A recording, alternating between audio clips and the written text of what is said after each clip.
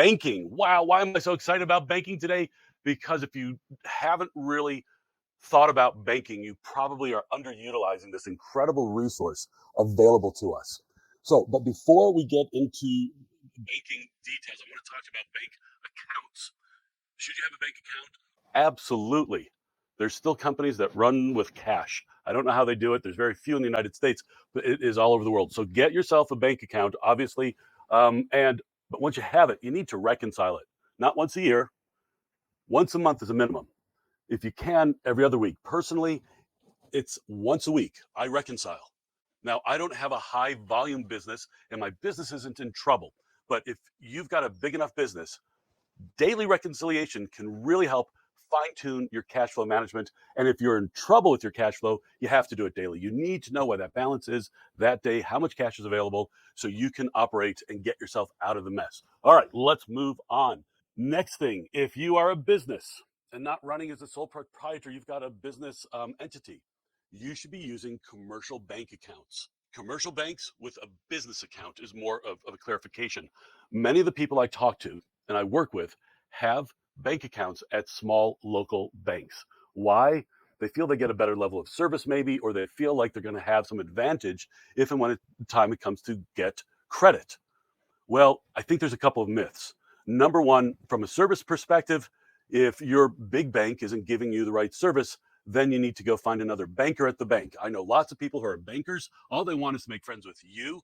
It doesn't matter if you're talking about HSBC, one of these huge banks out of Hong Kong originally, or Bank of America, which is a huge bank, or if you're talking to a smaller commercial bank, they have people called business development people and bankers, and they want your business. So if you don't have a good one, switch to a different one in the same bank or go to somebody else. I hear all the time, oh, the big banks don't give me the service I need. It's the individual. You got to find another individual in the bank. So why also do you want a business account at a commercial bank? There's a few reasons. One I was just talking about with a client yesterday. If your money is in a credit union and you have more than the $250,000 insured by the FDIC, then you are at risk of losing money if that credit union fails. Credit unions do fail. Small banks do fail. Which banks don't fail? The big banks that back in 2006, the government said this bank is too big to fail. And there's either a bailout or a forced merger, but people were protected if they were at a big bank. So that's one of the reasons I like a commercial bank. The other reason to have a business account. Now, people think, oh, I'm going to spend a lot of money. Well, you might spend a lot of money if you've got a huge business. But if you have a huge business, it's even more important that you work with a commercial bank with business banking. But what you want to look for is a bank that will give you additional services. Now, I'll give you a few examples. When I banked, I was running a company with US Bank. They provided me with two things that were critical for that company. Number one was a sweep account. What's a sweep account? We had enough cash in our bank account that they wanted to borrow it from us. And so every night they took the money out and lent it to other banks around the world and then put the money back in. Now, is there some risk there? Yes, there's a little bit of risk, but US Bank is one of those too big to fail banks, so I felt good about it. The second thing that they offered was wire transfers. Now, anybody can do a wire transfer, but most of the time, what we know about, if you're not aware of these commercial banking products, you have to walk into a bank and take your time. Now, we were doing multiple wire transfers a week, and what they offered was an online wire transfer system. So I could do it from my office, and my office was in my home. So I didn't have to leave the house to do basically administrative work. So that's another thing. Now, you might be saying, but David, it's so expensive. Well, let me tell you about my current commercial bank, which is Chase. I love the bank account, and this is why. In addition to just the checking and savings, that's going to be the same, but they have software online that allows me to have a team access it. And this is at no charge. When I keep my balance high enough, no charge. If my balance ever drops, it's $15 a month. How many of us spend $15 a month on lots of different types of software? So the commercial banking with Chase that's available to anybody, and I'm talking small business now. If you're a bigger business, they've got all sorts of other services. Then you've got capabilities that you don't normally have with a individual account, for personal account, or my observation is the smaller banks just don't have the quality software of these larger commercial banks. So, wow, isn't this exciting? Okay, maybe it's not, but it should be good information for you to understand how to optimize your cash flow. Now, I'm going to get into one more topic, which is how many bank accounts should you have? My rule of thumb for just about anything is have as many as you need, but as few as possible. So it depends on what your business is like, and it also depends on where you are in the stage of your business. So let me give you the basics. Number one is a checking account. You want a checking account so you can transact easily. I also recommend to everyone you have a second account, which is a savings account. I won't get into all the details of why, but basically, you want to move money out of checking into savings and try to keep only the money that you need in checking to run your business day to day. And the savings account becomes a cash reserve for when you need it. Now, psychologically, when you see in the checking account a lower bank balance, you will be reluctant to spend additional funds. It works.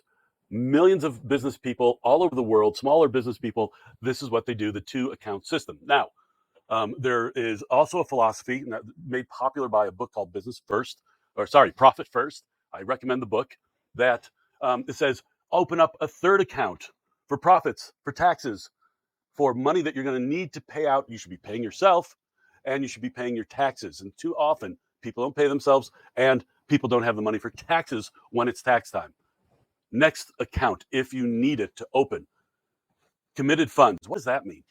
Committed funds are funds that you need to pay as a business out to um, people externally.